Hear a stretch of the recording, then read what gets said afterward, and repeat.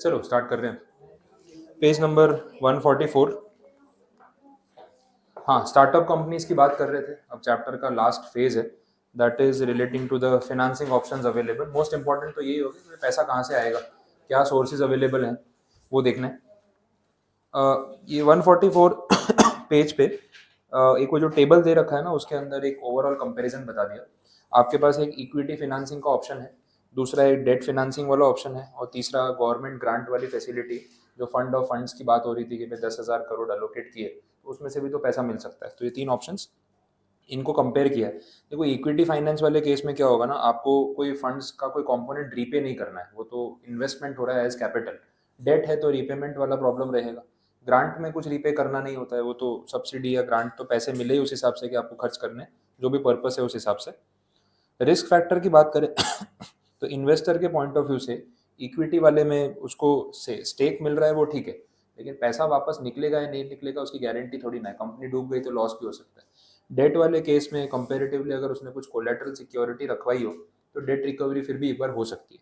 Grant में तो ऐसी कोई रिस्क फैक्टर वाली नीड है नहीं, बिकॉज आपकी एक्सपेक्टेशन ही नहीं कि पैसा वापस आएगा। ग्रांट इज लाइक कि आपने डोनेट कर दिया ना, वैसी बात हो गई। रीपेमेंट का प्रेशर कंपनी पे इक्विटी में तो रहता नहीं है, डेट में रीपेमेंट का प्रेशर रहता है।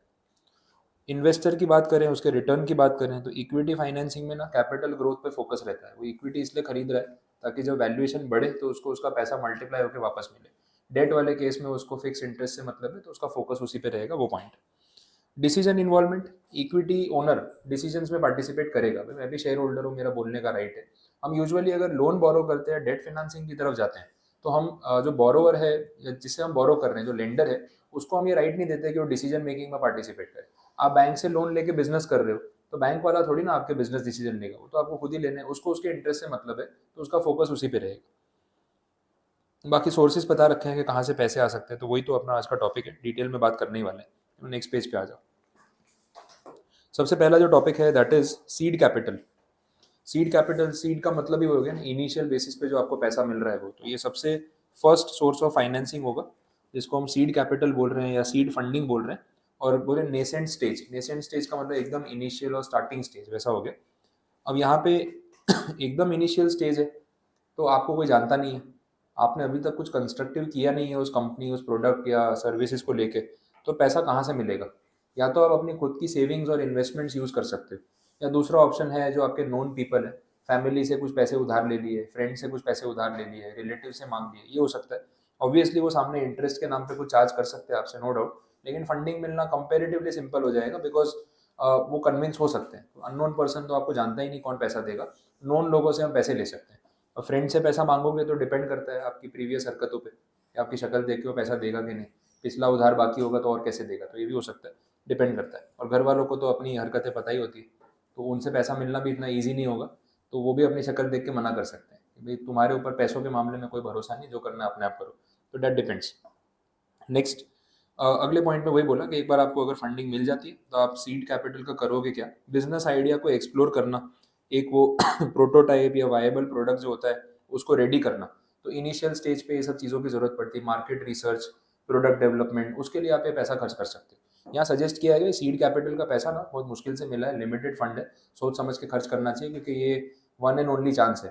फैमिली, रिलेटिव्स और फ्रेंड्स का दिया हुआ पैसा खत्म हो गया तो फिर और पैसे कहाँ से लाओगे? तो ये आप पैसा बहुत सोच के खर्च करो, वेस्टेज ऑफ मनी नहीं होना चाहिए। और जो आपको एक कंस्ट्रक्टिव प्रोडक्ट या एक प्रोटोटाइप लेवल पे प्रोडक्ट को रेडी करना है, वो आप इन्हीं पैसों से करने वाले हो।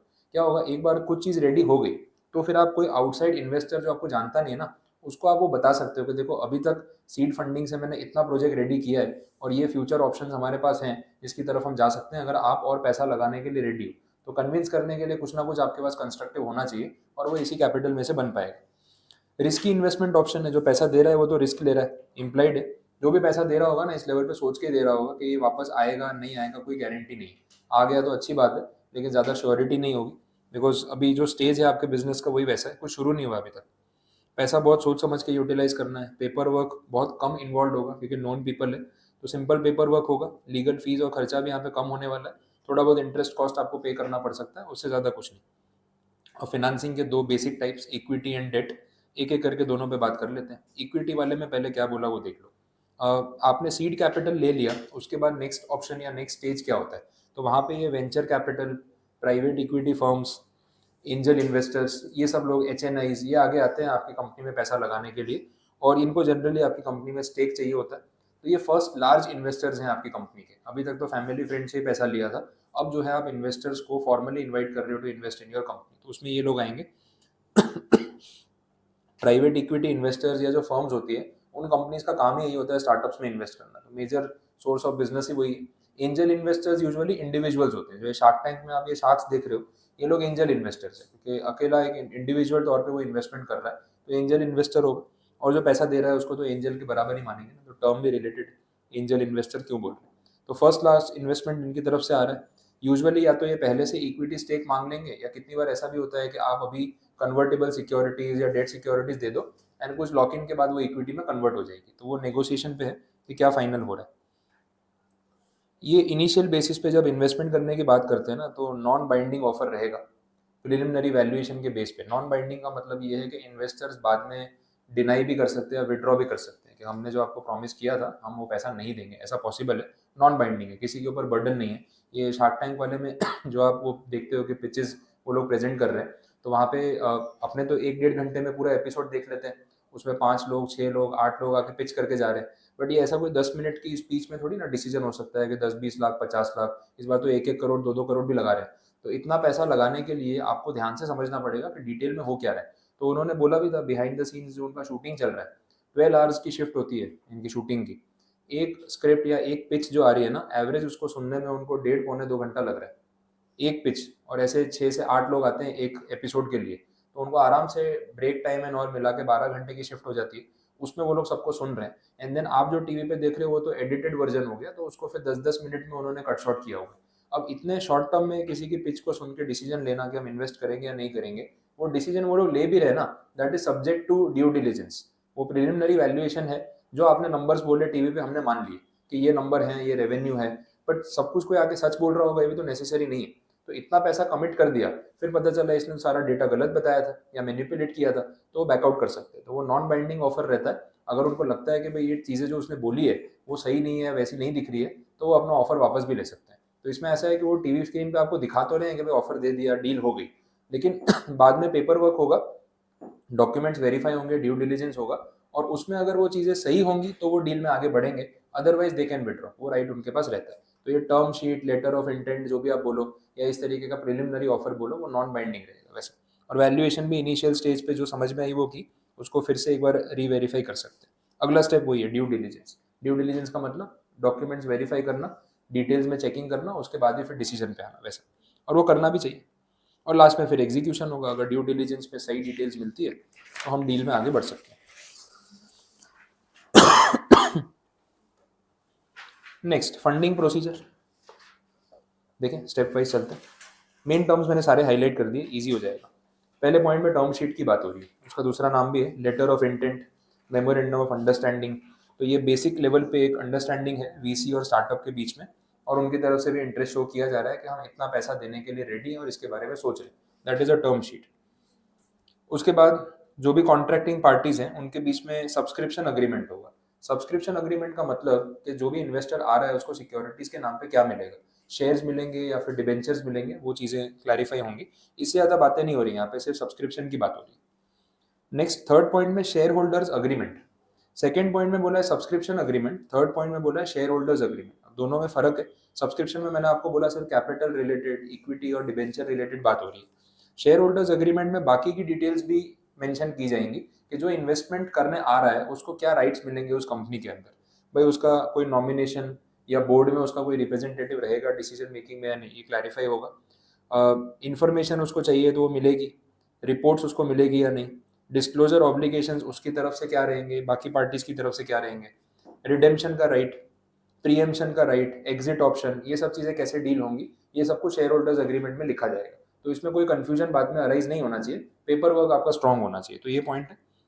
इसके बाद जो सिक्योरिटीज अलॉट हो रही है वो प्राइवेट प्लेसमेंट बेसिस पे होंगी, और ये हमने कंपनी लॉ में पढ़ा हुआ है, सेक्शन नंबर 42 था, ठीक है, issuance of securities on private placement. तो ये वही पॉइंट हो गया जहां पब्लिक ऑफर नहीं निकाल रहे, 1-to-1 इन्वाइट करके उसको शेयर्स अलॉट कर रहे हैं। वैसा आरओसी में जो फॉर्मेलिटीज करनी है वो कर लो, अमेंडमेंट करना है आर्टिकल्स में, अगर नेसेसरी है एग्रीमेंट के बेसिस पे वो कर लो, और उसके बाद आपकी सारी कंडीशंस कंप्लीट मान ली जाएंगी। वैसा तो ये एक प्रोसीजर हो गया फंडिंग को ऑब्टेन करने का, पेपर वर्क हो गया।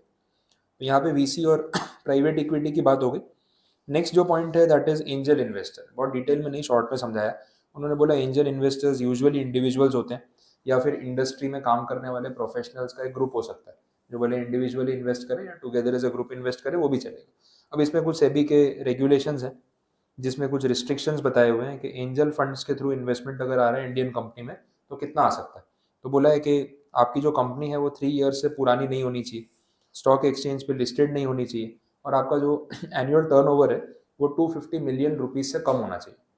और जिस ग्रुप ने आपके वहाँ इन्वेस्ट किया, वो जिन कंपनीज में प्रमोटर है या जहाँ पे भी होल्डिंग करते हैं, उन कंपनीज का टर्नओवर 3 बिलियन रुपीज एनुअली, उससे ज़्यादा नहीं होना चाहिए। तो ये मैक्सिमम कैप वाली लिमिट है। अब ये 250 मिलियन होता कितना है, ये तो रुपीज मतलब मिलियन में बोला है ना आपने, इसको लैक्स में या करोड़ में कन्वर्ट करें तो कितना होगा पता चलेगा। एक बार कैलकुलेट करके देख लो, बता दो कितना होगा। 1 मिलियन कितना होगा, 10 लाख। तो उस हिसाब से कन्वर्ट करके देख लो कितना अमाउंट आना चाहिए।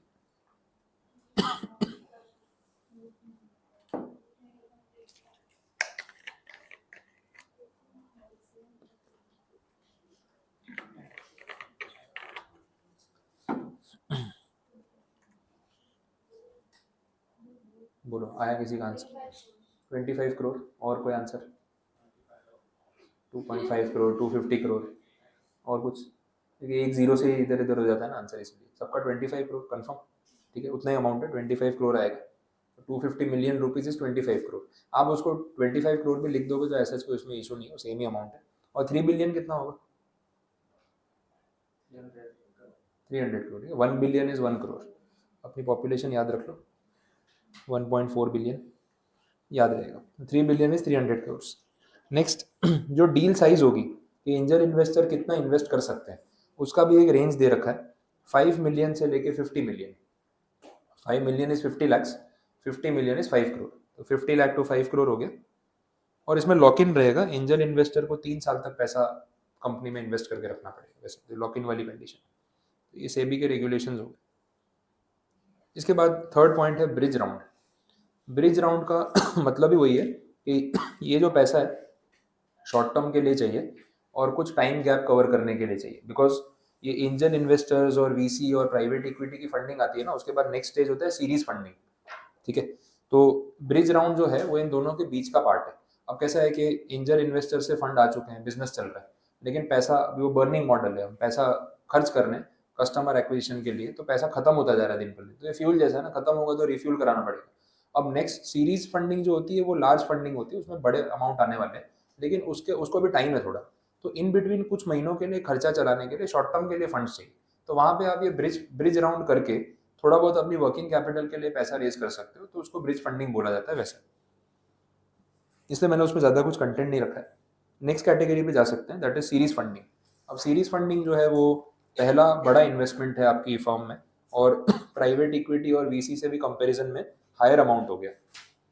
इसमें आप अच्छा खासा स्टेक अपनी कंपनी का बेचने वाले हो और बड़ा अमाउंट रेज करने वाले हो, जिससे आपकी कंपनी का फ्यूचर में एक्सपांशन हो पाएगा और कुछ अच्छे ड्यूरेशन तक आप ये पैसा यूज कर पाओगे। वैसे कंडीशंस दे रखी है।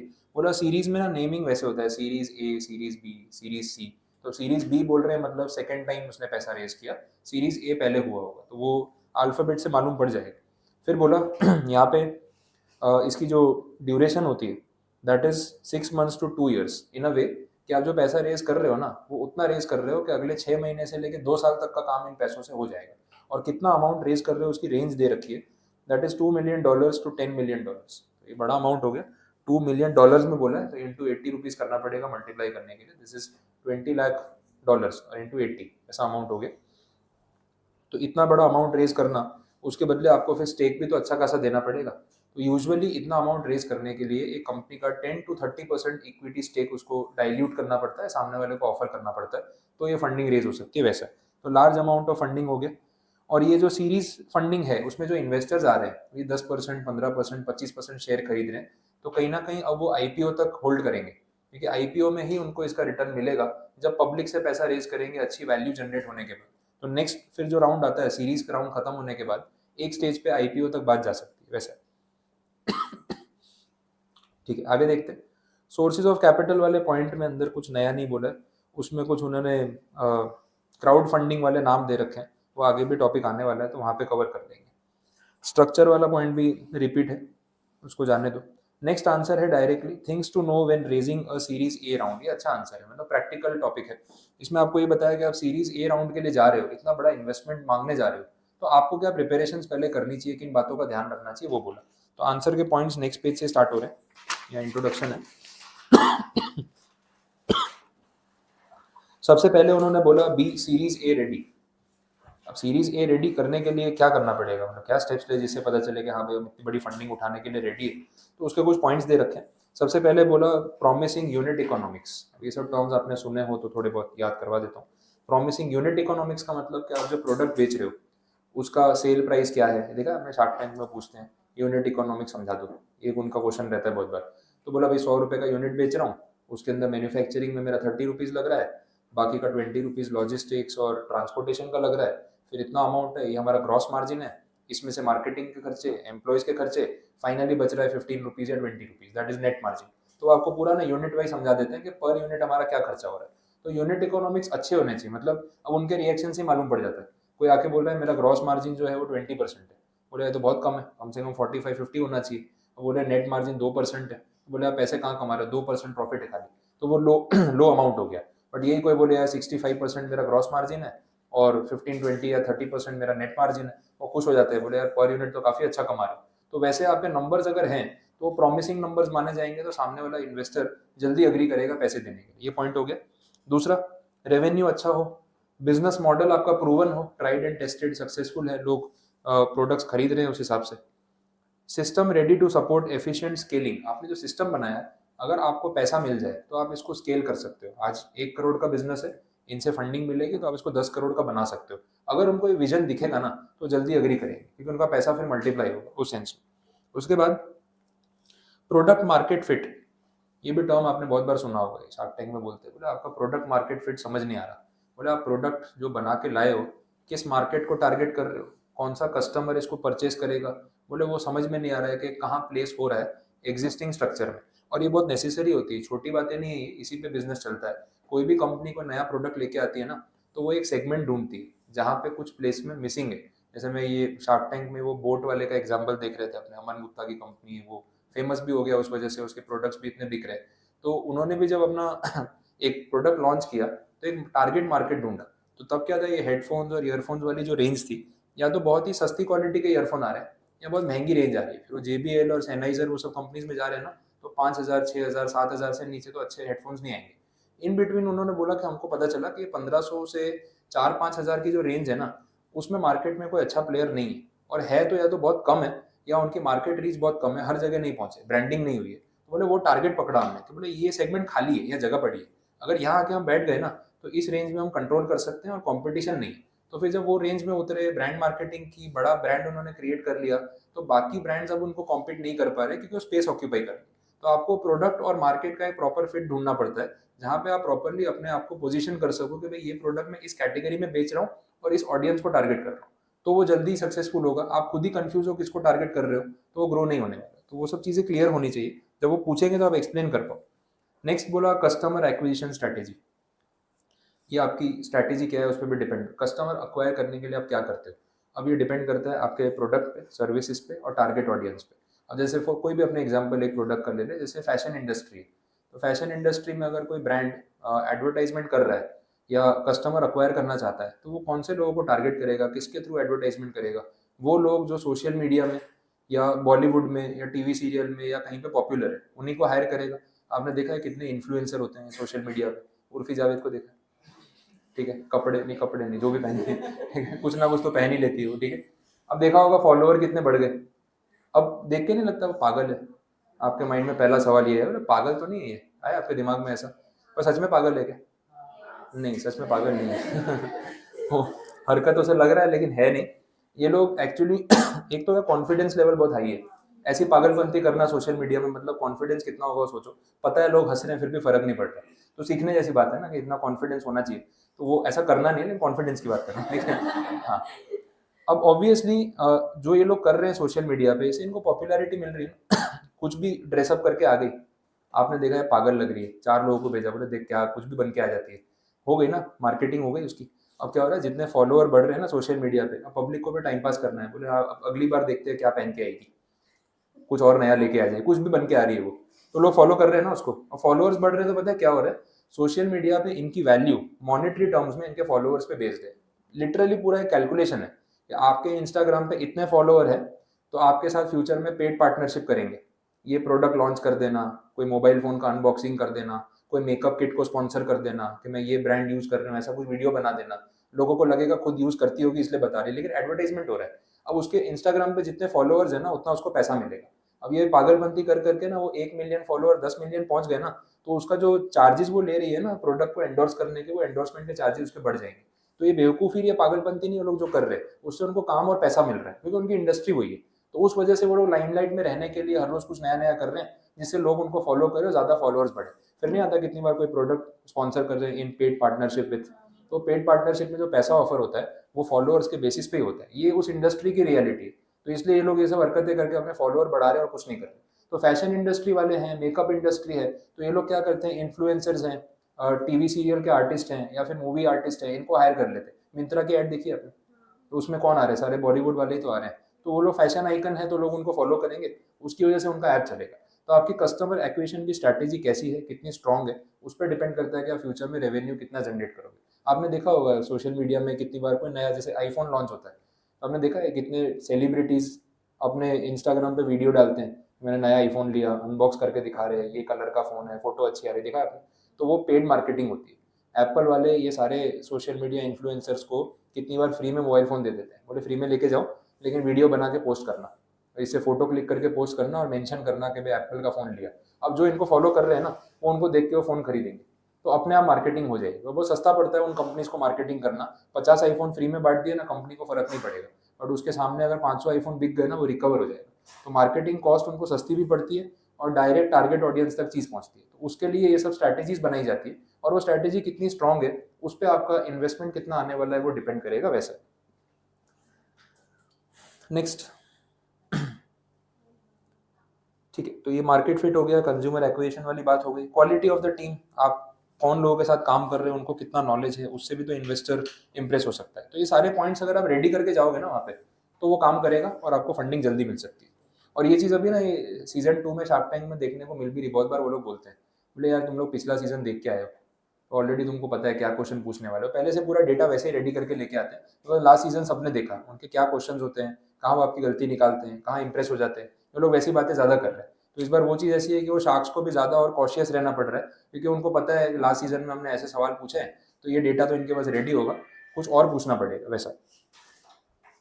अभी थोड़ी ना इन्फ्लुएंसर्स को देखना है, तो पढ़ लो। ठीक है, आगे बढ़ रहे हैं। Next second point, start early. ये इम्प्लाइड सी बात है, अगर आपको पैसों की ज़रूरत है तो एकदम लास्ट मोमेंट पे पैसे मांगने जाओगे और फंडिंग नहीं मिली बाई चांस, तो फिर आपका प्रोजेक्ट रुक जाएगा। तो थोड़ा अर्ली स्टार्ट करके जल्दी पैसे रेज कर लेने चाहिए ताकि जब चाहिए तो फंड्स हाथ में अवेलेबल हो। सिंपल सी बात हो गई। थर्ड पॉइंट बोला लिवरेज योर नेटवर्क। अपने नेटवर्क्स, अपने कॉन्टैक्ट्स का यूज़ करना चाहिए जिससे आपको फंडिंग मिलना और ईजी हो जाए। और बिजनेस में it is everything about networking and contacts, वो तो होता ही है। कोई भी काम आपको मिलेगा तो उसमें नेटवर्किंग और कॉन्टैक्ट्स तो काम आने ही वाले। अब भाई मुझे कोई ऐसे रैंडमली कोई मिलने आ गया, कोई प्रोडक्ट बताने, कोई सर्विसेज ऑफर करने, मैं बोल दूंगा भाई टाइम नहीं है अभी, बाद में आना। लेकिन अब वो बंदा आपका दोस्त है, आपका कोई कॉन्टैक्ट में है, उसने रेफरेंस दिया या आपसे बुलवाया, आपने मुझे बोला कि सर ऐसे ऐसे है कोई कॉन्टैक्ट में और मिलना चाहता है, उन्होंने चलो ठीक है आपने बोला है तो एक बार बात कर लूँगा। तो कहीं ना कहीं वो नेटवर्क का फर्क पड़ जाता है। तो लिवरेजिंग योर नेटवर्क मतलब अपने जो कॉन्टैक्ट्स है, अपना नेटवर्क है, उसका बेनिफिट लो और उस वजह से और कॉन्टैक्ट्स बढ़ाओ, तो शायद आपको उसमें जल्दी सक्सेस मिल सकती है। ये पॉइंट है। फोर्थ पॉइंट में बोला है प्रैक्टिस योर पिच, मतलब एक बार पहले से आप प्रिपेयर्ड होके जाओ ना, क्या बोलना है कैसे बोलना है। तो इम्प्लाइड सी बात है, अब मैं आपको पढ़ा भी रहा हूँ तो कहीं ना कहीं मेरे माइंड में पॉइंट्स क्लियर है कि मुझे ये बोलना है, ये नहीं बोलना है, ये एग्जाम्पल देना है, आपको ये टॉपिक ऐसे समझाना है। मैं रैंडमली कुछ भी बोलूंगा, नहीं समझ आएगा, फिर मैं दूसरे तरीके समझाऊंगा, फिर तीसरे तरीके समझाऊंगा, आप कंफ्यूज हो जाओगे, मुझे पता ही नहीं चल रहा है। तो कहीं ना कहीं मुझे भी अगर आपको कुछ एक्सप्लेन करना है या आपके सामने प्रेजेंटेशन देना है तो माइंड में पॉइंट्स तो रखने पड़ेंगे कि ये बात ऐसे समझानी है तो रिलेट हो। तो कोई पिच करने जा रहा है तो उसको भी सोच के आना है क्या बोलना है क्या नहीं बोलना है, जिससे उसकी बात का सही मैसेज कन्वे हो जाए, तो वो नेसेसरी होता है। नेक्स्ट पॉइंट में बोल रहे हैं एक फंड रेजर मोमेंटम क्रिएट करना, मतलब आप खुद कॉन्फिडेंट हो और सीरियस हो, ये दिखना चाहिए कि भाई मेरे पैसों के साथ मजाक नहीं होगा ना, वो मुझे कॉन्फिडेंस आएगा तो इन्वेस्ट करूंगा, अदरवाइज नहीं करूंगा, ये नेसेसरी होगा। स्टैंडर्ड मार्केट प्रैक्टिस पता होनी चाहिए, ये नेसेसरी सर्वे वाली बात हो गई ना। कोई भी फील्ड में आप एंटर कर रहे हो तो वो इंडस्ट्री कैसे चलती है, जब तक आपको ये नहीं पता है तो आप कैसे उसमें सर्वाइव करोगे। तो वो अंडरस्टैंडिंग नेसेसरी है कि ऐसी सीरीज फंडिंग उठाने के लिए क्या करना पड़ता है, लोग कैसे कन्विंस करते हैं इन्वेस्टर्स को। थोड़ा उनसे बात करो, एक्सपीरियंस ले लो, तो आपको पता चलेगा कैसे पिच करना चाहिए। फिर बोल रहे हैं कि डील के टर्म्स है ना वो सही ऑफर करने चाहिए। ये देखा होगा आपने कितनी बार आते हैं, बोले 1 करोड़ रुपए की आस्क 0.25% इक्विटी, तो सबको खांसी आ जाती है, बोले पता नहीं क्या लेके आ गए, 400 करोड़ की वैल्यूएशन, तो वो अनरीजनेबल है। वो सुनते ही समझ में आ जाता है कि या तो इसको कैलकुलेशन आती नहीं है, या फिर दूसरा ये है कि इसको स्टेक देना ही नहीं, ये खाली मार्केटिंग करने आया है, टीवी पे प्रोडक्ट दिखाने आया है। तो वो बोल भी देते हैं, बोले हमको लग रहा है कि आप सिर्फ हमारा टाइम वेस्ट करने आए हो, आपको पैसे नहीं चाहिए, टीवी पे आना था, ब्रांड दिखाना था, आपने दिखा दिया, अब आप जा सकते हो। उनको आइडिया होता है वो चीज़ का। तो आप वैल्यूएशन अगर रीजनेबल दोगे कि हाँ इस बिजनेस की इतनी वैल्यूएशन रेवेन्यू के बेस पे हो सकती है, तो वो लोग सीरियसली आपकी बात लेते हैं। फिर ये ऐसा 0.25%, 1 करोड़ 2 करोड़ वैल्यूएशन होगा तो वो समझ ही जाएंगे कि ये सीरियस नहीं। तो इसलिए डील के टर्म्स जो है ना वो करेक्ट ऑफर करने चाहिए, ये एक पॉइंट है। नेक्स्ट पॉइंट सबसे अच्छा है, जितने भी दे रखे हैं ना उसमें, एंगेज अ कंपनी सेक्रेटरी। ठीक है, तो अपने को भी तो काम मिलना चाहिए ना कुछ, तो ये पॉइंट सबसे अच्छा है। नेक्स्ट, पेपर वर्क प्रॉपर होना चाहिए, एम्प्लॉइड सी बात। और लास्ट पॉइंट भी बहुत प्रैक्टिकल बोला, जितना आपका बजट है ना कि इतना खर्चा मुझे एक्चुअल में करना है, थोड़ा ज़्यादा पैसा रेज करो। और ये तो कहीं भी होता है, आप कोई भी एक्सपेंस कर रहे हो तो जितना आपने सोचा होता है एग्जैक्ट उतना ही खर्चा होता है, कम में हो जाता है, ज़्यादा हो जाता है, मोस्टली ज़्यादा हो जाता है। तो जितना आपने सोचा है ना, थोड़ा बहुत पैसा अपन ज़्यादा ही साइड पे रखते हैं, क्या इतना खर्चा सोचा है लेकिन थोड़ा बहुत ऊपर हो गया तो एक बार सेफर साइड थोड़ा पैसा और रख लेते हैं, वैसी बात हो गई। तो यहाँ पे भी बोला 10-15% एक्स्ट्रा रेज कर लो, ज़्यादा सही रहेगा। तो इक्विटी फाइनेंसिंग में ये सारे टर्म्स थे। इसके बाद जो सेकंड पार्ट है that is debt financing. Debt financing में मुझे आपको मिनिमम चीज़ें समझानी पड़ेंगी, बिकॉज डेट वाले पॉइंट्स हमने कहीं ना कहीं पढ़े हुए, नया कुछ नहीं है। पहला देख लो, लोन फ्रॉम बैंक्स, एनबीएफसीज, ये आपको आइडिया है। अंदर के पॉइंट्स में कुछ भी नए पॉइंट्स नहीं मिलेंगे। सेकंड में बोला है एक्सटर्नल कमर्शियल बोरोइंग्स, ये आउट ऑफ कंट्री से आप पैसा बोरो कर रहे हो। ग्रुप 2 में आपने डिटेल में पढ़ा होगा, तो यहाँ ये लोग इतना डिटेल में गए भी नहीं। पैसा रेज करने के लिए सिक्योरिटीज इशू करनी, या तो ऑटोमेटिक रूट से आप पैसा ले सकते हो, आरबीआई अलाउ करती है बिना पूछे इतना रेज कर लो। उससे ज़्यादा चाहिए तो अप्रूवल लेना पड़ेगा, तो उसको अप्रूवल रूट बोलेंगे, वैसे टर्म्स यहाँ पे कोट कर रखे हैं। और लास्ट पॉइंट है इसका, credit guarantee trust for micro and small enterprises. ये अपन बात करें क्रेडिट गारंटी, उधार में आपने काम किया, नुकसान हो गया, तो ये फंड में से कुछ ना कुछ आप बोरो कर सकते हो, या आपको सब्सिडी या बेनिफिट मिल जाएगा वैसा। तो तीसरा पॉइंट ये है। इसके बाद नेक्स्ट स्टेप में आईपीओ की तरफ जा रहे हैं। अब हो गया बिजनेस सेट, सीरीज फंडिंग आ गई, अच्छा ग्रोथ कर लिया, प्रॉफिट हो गया, अब आईपीओ की बात कर रहे हैं। तो C point is related to IPO. IPO में अगर आप फॉरेन फंडिंग ले रहे हो तो उसमें डिपॉजिटरी रिसीट्स वाली पॉइंट आ जाएगी, एडीआर जीडीआर पे अपन ने बात की थी, वो कंडीशन। और उसका जो फोर्थ पार्ट है, unconventional modes of financing. Unconventional मतलब जो इंडिया में अभी इतने पॉपुलर नहीं है। कन्वेंशनल मोड्स का मतलब क्या, ट्रेडिशनल रास्ता यही है। अनकन्वेंशनल में पहला बोला क्राउड फंडिंग, यूएस में बहुत पॉपुलर और पुराना है, वहाँ लोग रिस्क लेते भी है, इन्वेस्टमेंट करते भी है, ठीक है, वो अलग सिस्टम है उनका। अब क्राउड फंडिंग में ये ना, मैंने इंटरनेट पे पोस्ट कर दिया कि मैं ये स्टार्टअप लॉन्च करने की कोशिश कर रहा हूँ और ये मेरा बिजनेस आइडिया है, और आप में से जो भी इन्वेस्ट करना चाहता है वो मेरी कंपनी में फंडिंग दे सकता है, चाहे नॉमिनल अमाउंट की क्यों ना, पब्लिक से पैसे मांग रहे हैं ओपनली। तो ऐसा क्राउड फंडिंग प्लेटफॉर्म जो है अब इंडिया में बडिंग है, डेवलप हो रहे हैं, लेकिन यूएस और यूके में काफ़ी पॉपुलर है। अब इसमें आप XYZ छोटा मोटा अमाउंट भी इन्वेस्ट कर सकते हो अगर आपको लगता है कि वो बिजनेस मॉडल सही है, बट इंडिया में थोड़ा रिस्की भी है और लोग ट्रस्ट नहीं करेंगे। 5-5 हज़ार रुपये सबसे रेज करके 5 करोड़ रुपए का फंड इकट्ठा हो गया, स्टार्टअप तो शुरू नहीं हुई, बंदा गायब, फिर पकड़ा गया तो बोले यही तो स्टार्टअप था। 5-5 हज़ार रेज करके हो गया ना, 5 करोड़ कमा लिया, यही स्कीम है। तो वही तो बता रहा हूँ, मैं कोई बिजनेस करने वाला नहीं था, जो पैसा है वो ऐसे ही रेज करना था, क्राउड फंडिंग, तो वो नहीं चलेगा। फिर नेक्स्ट इंक्यूबेटर्स की बात अपन ने कर ली, ये रिपीट टॉपिक है।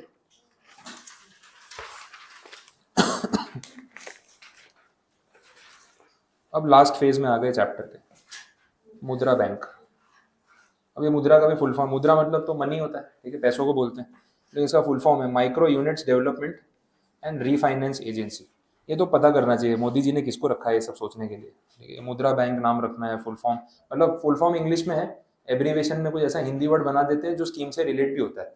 तो ये कोई पोएट या कोई राइटर इन्होंने हायर किया होगा जो बैठ के आराम से सोचता है कि नाम क्या रखना है, क्योंकि बहुत रेलिवेंट लगते हैं, तो अच्छा दिमाग लगाया।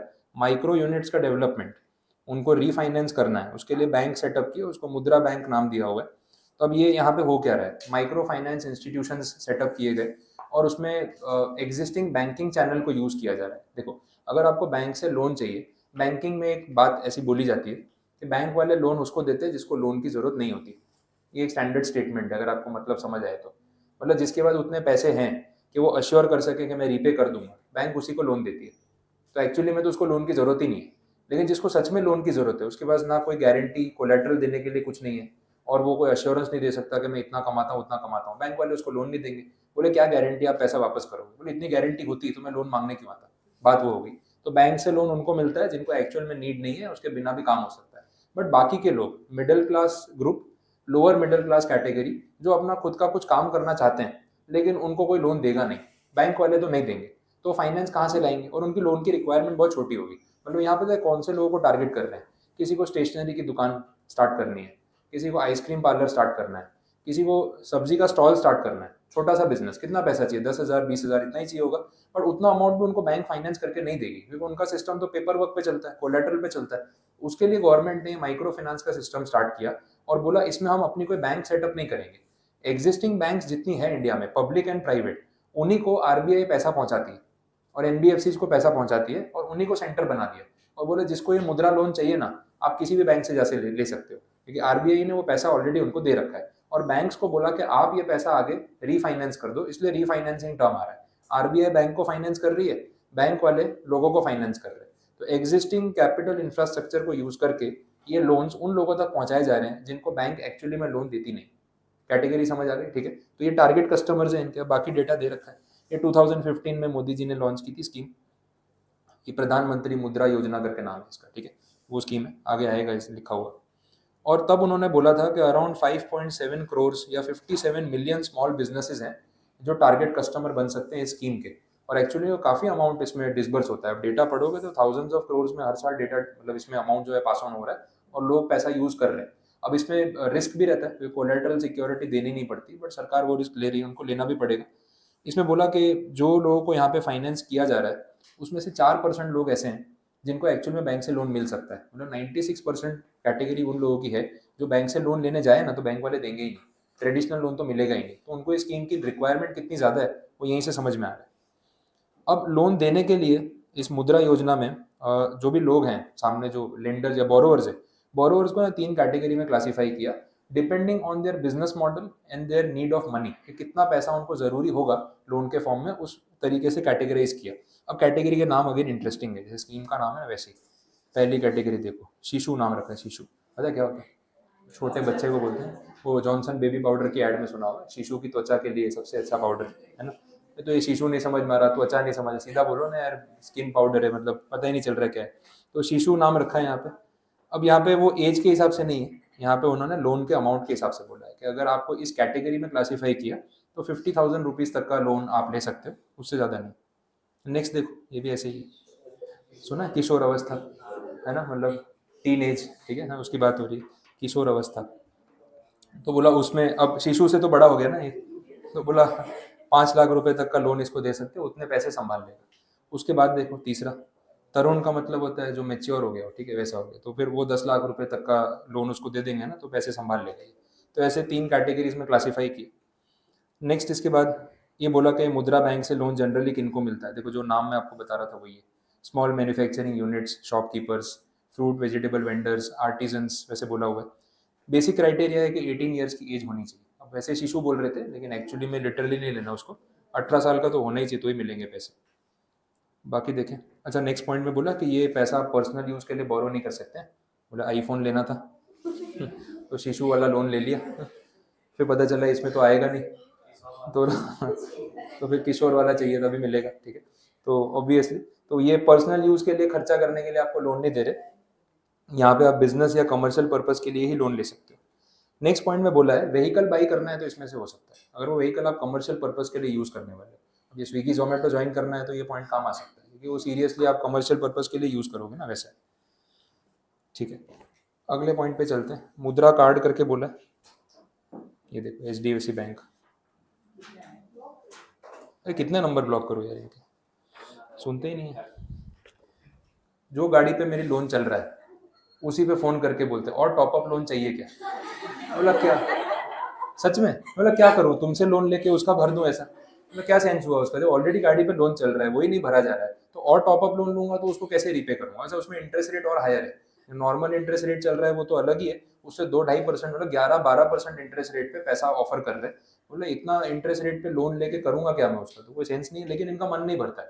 बोले हमको रोज की लिस्ट मिली है, फोन करना है तो करेंगे, और एक बार कट करो तो एक बार और ट्राई करेंगे। ठीक है, तो ऑप्टिमिस्टिक लोग हैं। ठीक है, मुद्रा कार्ड की बात कर लेते हैं यहाँ पे। अब ये मुद्रा योजना में एक क्रेडिट कार्ड भी लॉन्च किया, मुद्रा कार्ड बोल रहे हैं। बोला कि जो भी लोग इस तरीके का मुद्रा लोन ले रहे हैं उनको शॉर्ट टर्म में पैसों की जरूरत, वर्किंग कैपिटल जरूरत पड़ सकती है, बोला एक क्रेडिट कार्ड दे दो, बट लिमिट ज़्यादा मत रखना क्योंकि पैसे वापस नहीं आए तो रिस्क भी तो है। तो बोला जितना लोन का अमाउंट है उसका 10% subject to a maximum of 10,000 rupees. ये पेटीएम वाली स्कीम है, 50% डिस्काउंट अप टू ₹20। ऐसी स्कीम आती है ना स्क्रैच कार्ड में, ये वैसा हो गया। तो 50% सुन के खुश हो जाते हैं, फिर लिखता होता है अप टू ₹20, तो 20 रुपये मिलेगा। यहाँ पे भी वैसा है। अब आपने 3 लाख का लोन ले लिया तो 10% तो 30,000 हो गया ना, बट सब्जेक्ट टू में क्या बोला, मैक्सिमम 10,000, तो उससे ज़्यादा तो इसमें क्रेडिट लिमिट आपको नहीं मिलेगी। तो ये मुद्रा कार्ड की स्कीम है। और लास्ट में आ गया इसका प्रोसीजर कि लोन के लिए अप्लाई कैसे करना है। इसमें देख लेते हैं, जो नए पॉइंट्स है वो बता देता हूँ। सबसे पहले पॉइंट में तो वही बोला, क्लासीफाई कर दो बिजनेस मॉडल के बेस पे कि शिशु है, किशोर है या तरुण है ना। उसके बाद बोल दिया आप कोई भी पब्लिक प्राइवेट बैंक से मुद्रा लोन के लिए अप्लाई कर सकते हो, ठीक है, रीफाइनेंसिंग फैसिलिटी है ये PMYY जो बोला है, प्रधानमंत्री मुद्रा योजना, मैंने आपको बताया स्कीम का नाम। अब इसके साथ डॉक्यूमेंट्स के लिए अप्लाई, मतलब डॉक्यूमेंट देने पड़ेंगे अप्रूवल के लिए, तो उसकी जो लिस्ट है वो आप पढ़ सकते हो, उसमें मेरी जरूरत नहीं पड़ेगी। उसके नीचे वाला पैराग्राफ देखना, उसमें कुछ काम के पॉइंट्स बताए।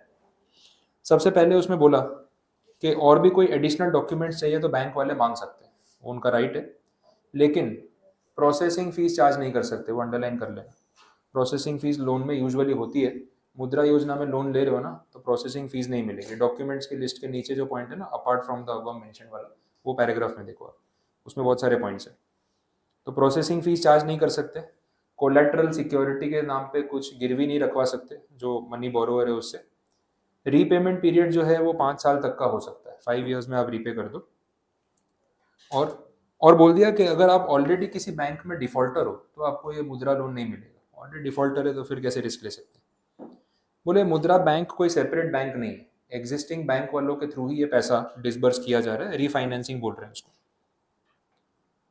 ठीक है, तो इस पॉइंट में ये चीज़ें थी। उसके बाद नेक्स्ट पॉइंट में देख लो, बाकी वही बात बोली, रीफाइनेंसिंग वाला टॉपिक समझा दिया अगले पॉइंट में, RBI की गाइडलाइंस के हिसाब से। और उसके बाद सारे एग्जाम्पल्स हैं कि कौन लोग यूजुअली इस टाइप का मुद्रा लोन ले रहे हैं। इस पेज पे जो नीचे पॉइंट्स है उसमें भी वही लिखा है, और नेक्स्ट पेज पे आप देखोगे ना उसमें भी एग्जाम्पल्स है। तो ये तो आप जितने एग्जाम्पल पढ़ोगे आंसर में आपको पॉइंट्स बनाने में काम आएंगे, वैसा वो पढ़ के देख लेना, उसमें समझ आ जाएगा। ठीक है, स्टार्टअप वाला पॉइंट यहाँ पे अपना कंप्लीट।